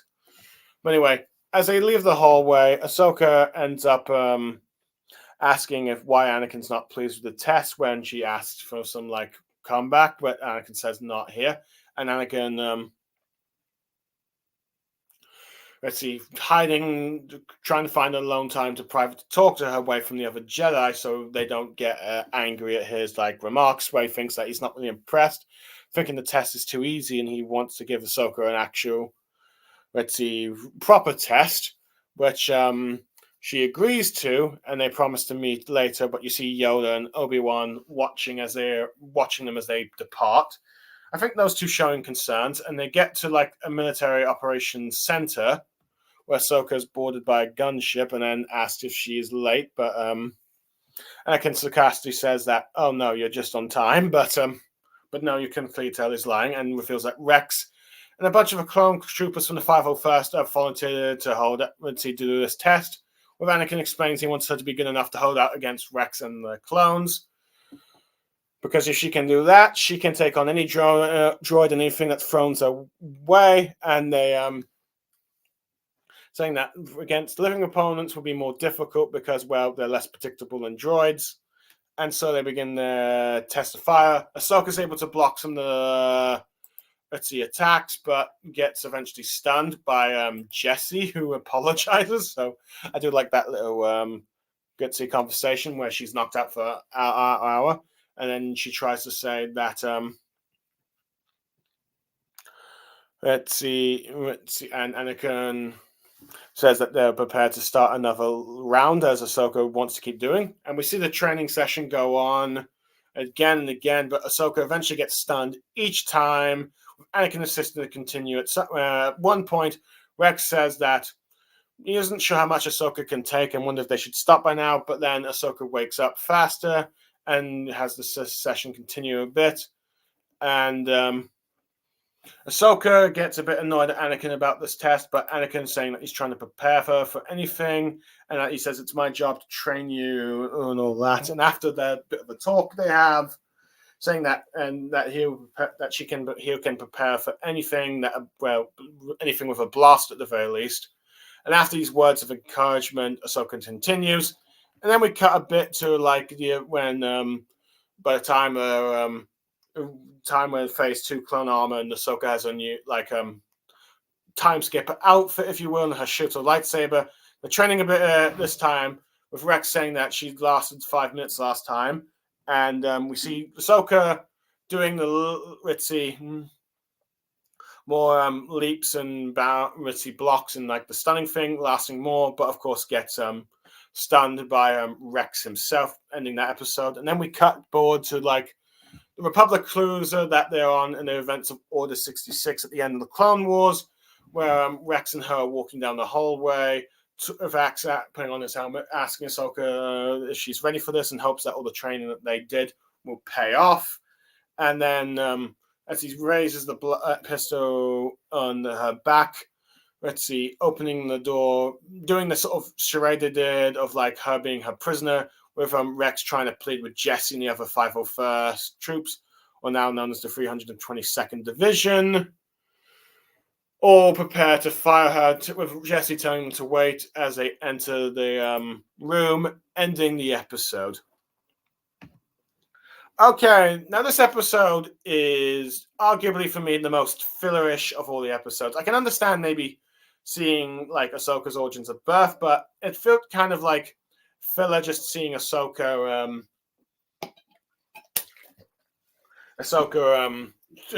having Ahsoka learning to train in order to prepare for herself when she eventually fights the 501st with Order 66. Okay, we've got a viewer here, but and interesting enough, this episode seems to have the biggest parts of continuity with according to the behind the scenes of the wiki page, particularly when you see people wearing their their clothing and armor. You see Obi-Wan in particular is wearing the okay, now that viewer's gone. You see Obi-Wan wearing his early Clone Wars armor, but you have his hairstyle of the events of Attack of the Clones, when it seemed like in the beginning of the war he had already adopted the hair look they would have for the events of Revenge of the Sith. You also see Caleb doing as a Padawan here, but apparently he's not really supposed to become her Padawan until actually, let's see, 19 BBY. So it seems like that is much more younger. So he seems to become a Padawan much more younger. And also, Ahsoka's got a new outfit, one that should later be used as in the events of a flashback in the live action, not her the outfit we were introduced to her. Now, I probably guessed with the Ahsoka review I did there, my guess is Dave Filoni gave her this new outfit as a more traditional to have a more traditional Jedi outfit, as well as look a bit more Jedi-like, but also less, I guess, more cover up, I guess, because let's see, there was always a bit of, I do remember there being complaints about how Ahsoka had a bit too, let's see, not let's see how to describe this, revealing. I'm not sure if I would say let's see, show too much, I guess you could say, too revealing outfit, I guess. I guess that might be the wording, but granted, Ahsoka's never been portrayed in a fan service like where you'd see an anime, but I think I remember hearing there were some parents complaining that her look was a bit too let's see, skin showing, if you will, but I guess Lucas and Star Wars just ignored that until the events of the time skip, where she got probably a more modest outfit, though granted you still saw more of her back at the very least. Granted, you see that look there, though granted it's a lot more darker than I remember from the events of the Clone Wars, but yeah. On a second.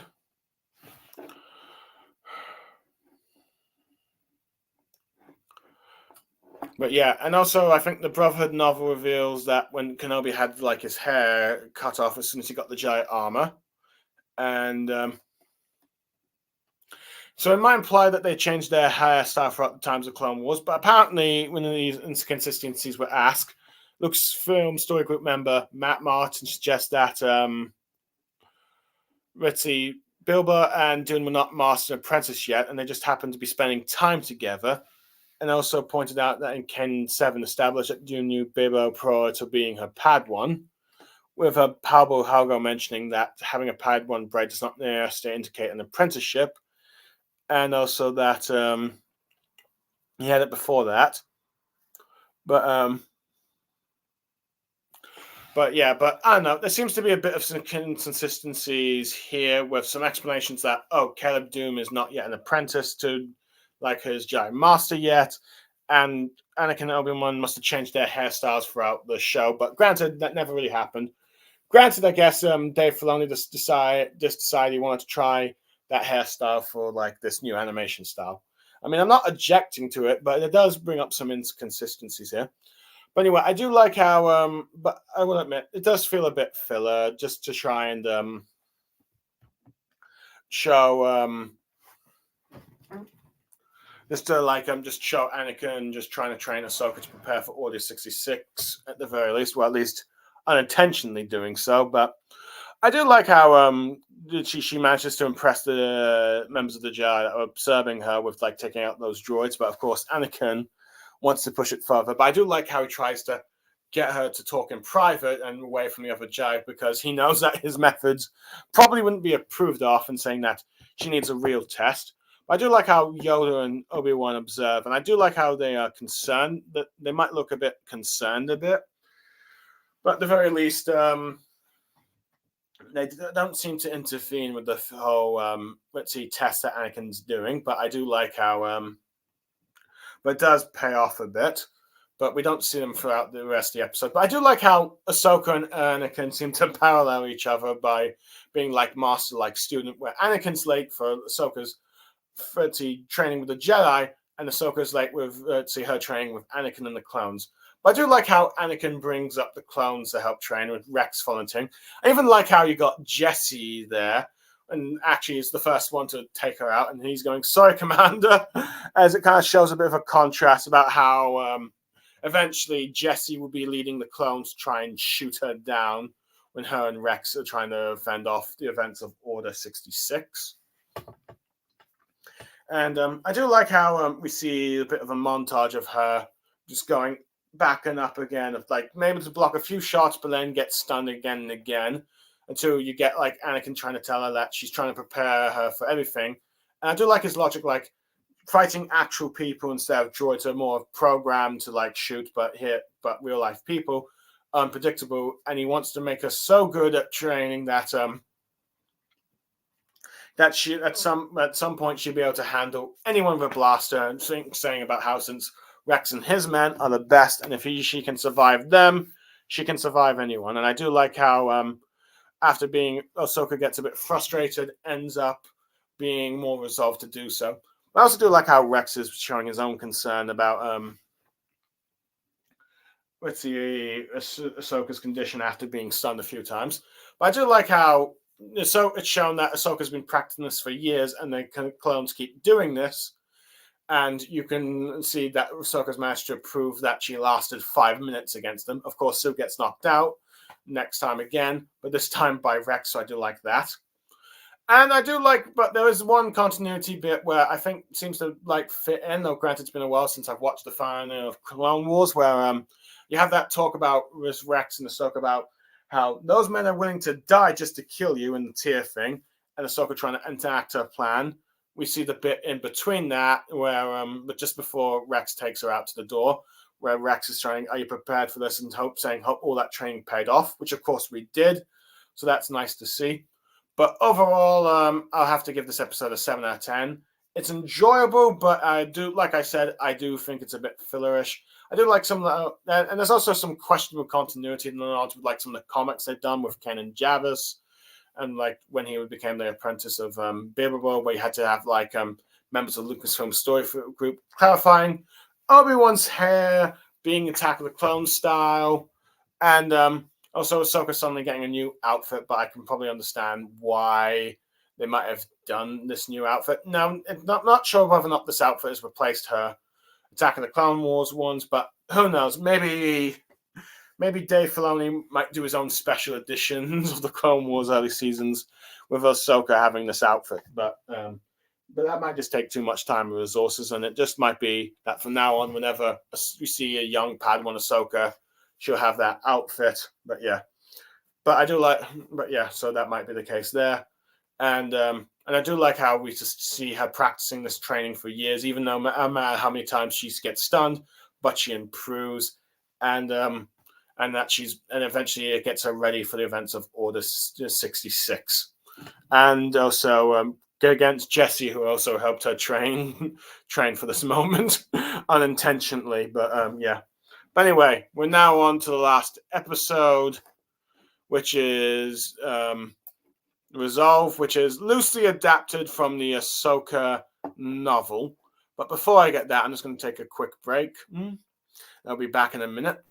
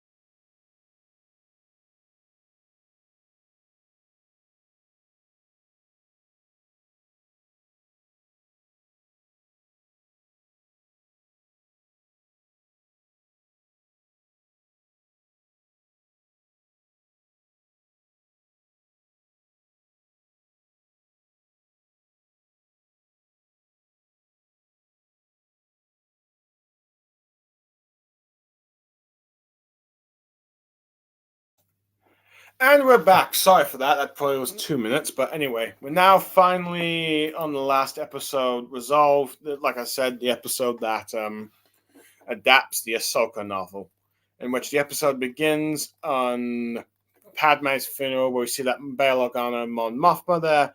As you see people, let's see, mourning and sad for the loss of Padme Amidala, where we see her in a funeral with her holding her like let's see,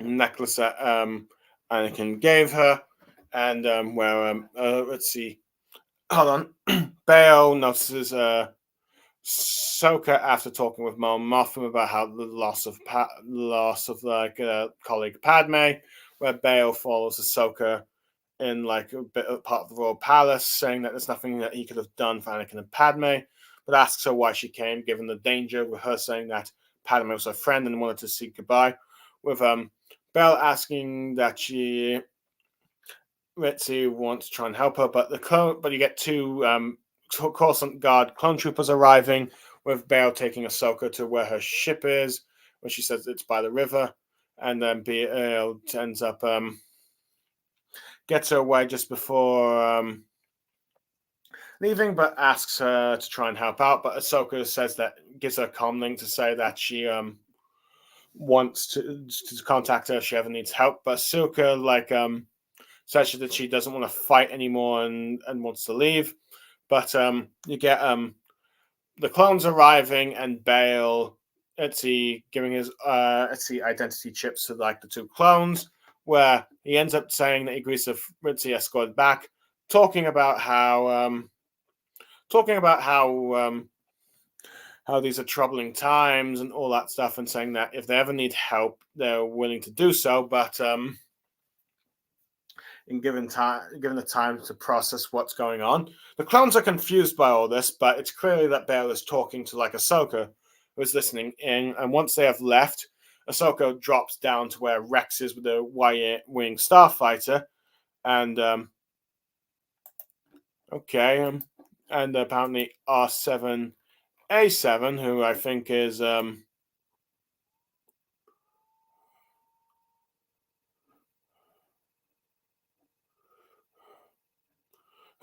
which is interesting because I thought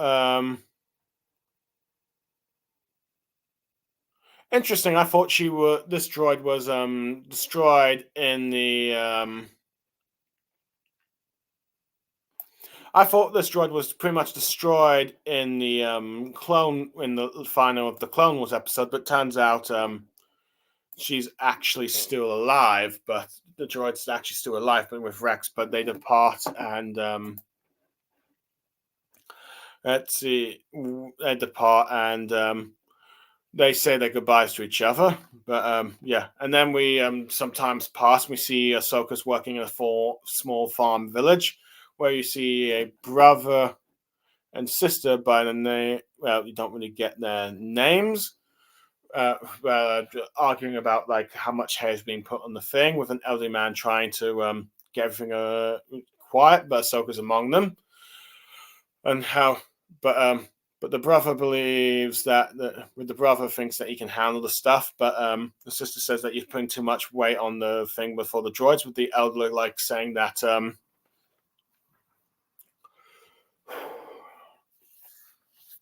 but like the elder says it's time for lunch, with the brother going to like trying to get lunch quickly and just leaving the droids handle thing, which she's annoyed at, which causes, unfortunately, the droid puts on too much. The Britzy loading bay malfunctions, and the hay is all about to land on the sister, but Ahsoka saves her with the Force. No one notices except her, but they think she's lucky she survived, and but the sister knows otherwise as Ahsoka's walking off. Later, see them having lunch with the sister inviting Ahsoka to have lunch with them, but she's reluctant at first, but eventually gets dragged in. And then we see that they're having a discussion with the Galactic Empire, with the elderly man who appears to be the farm village's leader, saying that the Empire is becoming restricted control of this place, is restraining their resources and making it much harder to make profit for themselves, if you will. But the brother insists that the Emperor Palpatine has brought peace to the galaxy and order, and that all these rebels are just a danger to the government. But you get them just arguing a bit more. And so, even though he said that they might have all welcomed at first, but the elders at this point saying that maybe at first, but not as much as he did, and that let's see, and it's like and shows signs that he's kind of tired of the Empire at this point. But we then cut to late at night where Ahsoka is to spot talk meets the sister, where she claims that she saw what she did, but Ahsoka's trying to deny it. But she says that she knows that she's a Jedi, but promises to keep it a secret. But that she's looking forward to like the delivery of the harvest to like Mon Hela. But however, the brothers heard everything and being loyal to the Empire, Ritzy plans to probably contact the Empire. But let's see, we cut to the morning where the old man and other villagers and the brother Ritzy greeting the two off as they go to try and make a deal with with their harvests, and telling the sister not to haggle with the first not to accept the first price and try to get more. But as they leave, the brother tells Ahsoka, "May the Force be with you," which causes Ahsoka to be concerned, wondering how much that he knows. Anyway, they eventually come back, but they didn't really make as much success in the Prophet as much as they did last year. But they as they arrive back, they see that the whole farm and village has been burnt, and we see that the Inquisitor that has come there has killed pretty much everyone except for the brother and the elderly man, with the brother saying that I gave you the details of the Jedi, I expected a reward, not this. The elderly man is disappointed at the brother, but the Inquisitor thinks that the brother's lying to him, since there's no Jedi that showed up. And then Ahsoka says that he's not wrong, and after the the brother says that she'll come, with Ahsoka coming here. The Inquisitor doesn't recognize Ahsoka at first, with the brother trying to say that, see, it's her, and tries to get the reward from him, but the Inquisitor tries to execute him with a lightsaber, but Ahsoka uses the Force to save the brother, revealing herself to the Jedi Inquisitor, and the Inquisitor realizes that she's Ahsoka, saying that she should be dead, which surprises all three of the surviving villagers. As he draws out his lightsaber, attempts to attack her. Ahsoka is able to quickly disarm the Inquisitor and slice him, where his head inflates a little bit from after being sliced off. Ahsoka, killing him. Ahsoka, knowing the Empire will send reinforcements, tell the three survivors that they need to leave. But the sister says that, but before the sister tells the brother what has he done with him, like apologize for everything. But they wonder where could they possibly go.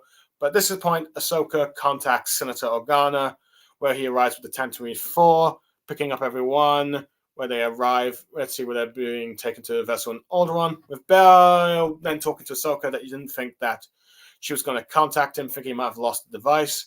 But she gives the combat back, and he tells her that things have only gotten worse since they last talked, and asks if she's ready to rejoin the fight, where you see Ahsoka pausing, but nods determinedly, saying that she's ready to join the fight, eventually leading to her becoming fulcrum by the events of Rebels, ending this episode. Oh boy! Now this part of the special, I think, was probably the most controversial, as it's loosely adapted from the Ahsoka novel, which with Filoni gave the outline events to the novel, which gave to the outline to the novel to be adapted by E.K. Johnson, where he gave them the events the same. Outline, but it doesn't exactly follow the direct story. Now, granted, Ahsoka's called Alasa, which is still the same thing here. Now, granted, it's just still like the same story, pretty much, but there are many different characters and events that are not present in the episode. And this farm village is very different from the one from apparently the place called Rada, which, granted, I have not read the Ahsoka novel, but we have no idea if this is the planet that's called that here. And apparently one of the differences, Ahsoka and the sister are not really present during the Inquisitor's attack. And apparently they sold it elsewhere in the world they are on. And apparently apparently Ahsoka and Organa made a contact a year after the events and not years afterwards, but leaves out some parts of whether or not Ahsoka being surprised that Organa's still alive, given he's a Jedi sympathizer. So there's that bit that's out there. And apparently, apparently Inquisitor is different from the one that was actually in the book, because in the book we have, hold on, let me just, I'm just gonna share a bit. Share screen, yeah. In the episode, we have this character here, the Sixth Brothers, the one that fought Ahsoka, and that was on the planet Rada here, but well, we see him a little bit in the comics, particularly in the Mon Cala storyline, and he was hunting Ahsoka, and you got his full appearance here. By the way, all images and rights belong to the Wikipedia page, but in the Ahsoka show, the Inquisitor is this guy here, which is a much more different character from the Sixth Brother, and from what I've been told, they're not the same. They're not the same character. Apparently here,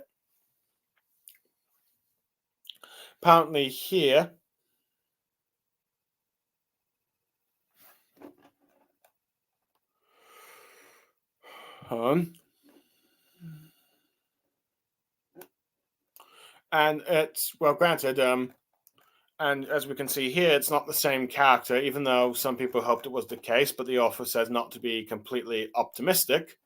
But yeah, but as we see here, it is a much different character than what we were expecting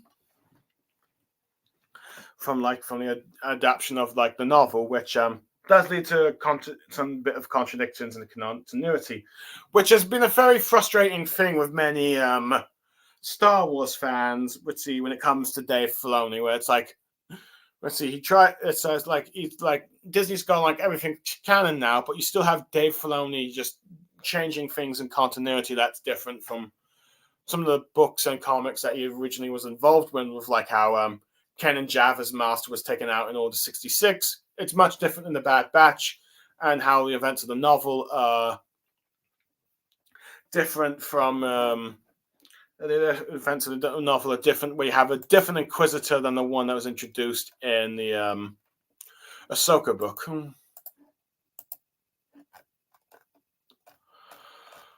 But yeah. So you have stuff like that. So I'm starting to lose a bit of voice. So you have those continuity issues there, and it makes people wonder what is canon, what is not. Now, granted, they say that both stories are canon and they're following the same lines of the story, but they're just seemingly being different interpretations of it, which I'm not necessarily against, but I feel like this is going to be a problem down the line if they do that, because many people are like, what's the point in buying these books and comics if they're not going to be true to canon? But and it's also, you're already breaking your own canon, Disney. So it's like you have those bit saying, you said and when Disney said that and Lucasfilm said everything will be canon now, all of it matters, but here you are contradicting stuff. But other than that, the episode is fine, but the whole continuity beforehand, is a problem. But look, granted, I will probably say more diehard stuff. Only more diehard Star Wars fans will probably be annoyed by this. Well, the more casual ones would probably not really notice. But other than that, I'd say it's a pretty decent episode. You see I do like how you at Padme's funeral you have Bail Organa and Mon Mothma there, and you have also Ahsoka there. So I do like how Ahsoka would go to see her friend's death and how she's trying to cover herself. But I do like how Bail notices her and tries to offer her help how to survive and help in the fight. But I do like how at this point Ahsoka is done with fighting and she's just deluded with everything that's happened. But I do like how Bail still tries to gives her time but promises to help her out. I do like how Bail, when talking to the clone troopers, is actually talking to Ahsoka, but confuses the clones. But you see, but it confuses the clones. But Ahsoka clearly knows that it's for her. I do like how you have you see Rex with her at least one last time before they depart.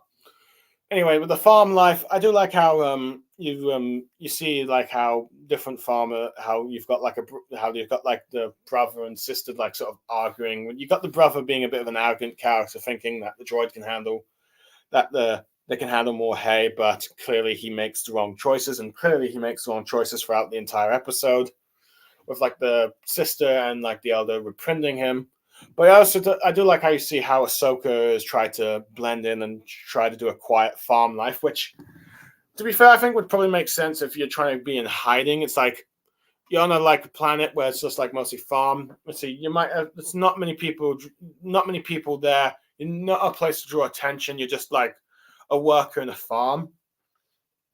Of course, Ahsoka can't help herself in using the Force to help someone, and I do like how the sister knows she's a Jedi, but promises to keep a secret and seems to be very supportive of the Jedi, while her brother is pretty much. We learn that there are some people that are quite pro-Empire, and this brother figure was one of them, thinking that the Empire was helping maintain control and order here, even though the rest of the villagers, including the Elder, pretty much basically have gotten fed up with the Empire's laws and taxes and control that they have over the galaxy. They might have been welcoming at first for security, but now that they're getting tighter grip and they're now losing on the resources for it. But the brother just refuses to listen, and when he overhears Ahsoka, rats her out for the Inquisitors, expecting a reward. But fortunately, he made the mistake of informing the Empire of the Jedi of Ahsoka when she's out. But I do like how you get like that like little "May the Force be with you" thing. Ahsoka gets suspicious but doesn't do anything about it, but probably should have. But I do like how we see that they try they've been told to try and deal with haggling, but unfortunately they couldn't get the profits like last year of the farming. But I do like how we get to see the devastation, and just to show just how evil the Empire is and the Inquisitors. They pretty much killed everyone in the village except for the brother and the elder, which completely shatters the brother's brother's faith in the Empire and the choices he made. No, he just tried to sell out Ahsoka one last time before being safe. But pretty much he's learned like, okay, the Empire truly does not care for him. He was wrong, and it will probably be the guilt that he deals with the rest of his life. I do like how the sister and both the elder show disappointment, but then not. But they seem to but they're not completely abandoning him. From the look of things, they seem like they'll stay with him. At least the sister will stay with him at the very least, wherever they go now. But they're not gonna like completely forget what he did, pretty much. But I do like how, despite the fact Ahsoka showing the true characteristics of a Jedi, is still willing to help the brother, even though he sold her out, and even saved his life, and is even willing to help him along with the rest of the survivors with like contacting Bail Organa. Now I will admit the Inquisitor, even though it's a contradiction from like the Ahsoka novel, I will admit is quite intimidating. Though I am questioning why his head deflated when Ahsoka cut him off, and it seems like it's another one of that green mist stuff, like with that other Inquisitor Maverick. I think you saw in the Ahsoka series, but it is what it is, I guess. But at the very least, But at the very least, I do like how he seems quite confident, but Ahsoka shows just how skilled she is, where she's able to disarm and strike him down quickly. In many ways, it was even quicker than it's just as quick as the Obi-Wan and Darth Maul fight in Rebels, which I guess it goes to show you sometimes the standoffs can be quite effective. But yeah. Anyway, I do like how after the events of this episode, Ahsoka is now resolved to rejoin the fight after contacting Bail. I even like how Bail seems to wonder, like, I assume that you lost the comlink, but now that Ahsoka's seen what's happened to this village, knows that there are more come and learning more about the Empire getting worse, thinks that, okay, no more running, it's time I help out with this fight. So yeah, there's that. Overall, I'll give this episode I think I'll give it an 8 out of 10. Let's see, it might have been higher, but there's like the contradictions from previous canon established lore from like the Ahsoka novel, and like different inquisitors with the different inquisitors and all that, and some continuity issues. But nevertheless, I do like that we got somewhat of an adaptation of that story, seeing, let's see, Padme's funeral, Bail Organa offering help to Ahsoka, let's see what Ahsoka did with the farm life, the Inquisitor coming to attack after one brother foolishly mistaken, thinking that let's see, being a bit pro-Empire and think that the Empire would reward him, only to be only to do a grave mistake that will haunt him probably for the rest of his days. And seeing how Ahsoka eventually resolved to join the fight and eventually become Fulcrum again. So yeah, overall, good episode, and arguably, I'll definitely say the Dooku episode. Let's see, I say overall good episode, and out of the two stories, I definitely say the Dooku one is the much better, and with the Ahsoka one being a bit more fillerish and perhaps maybe controversial in continuity, but it was nice to see Ahsoka again.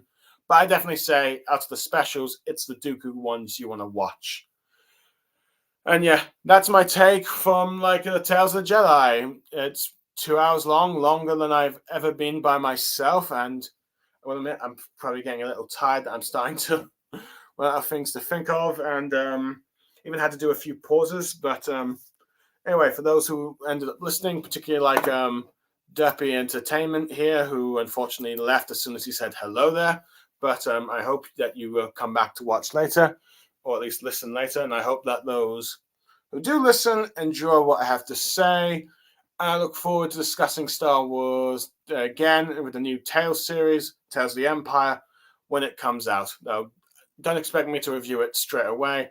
I'll wait and see when I have the time to. But for now, I am Blue Star Saber signing off. Thank you for listening, and may the Force be with you. Goodbye for now.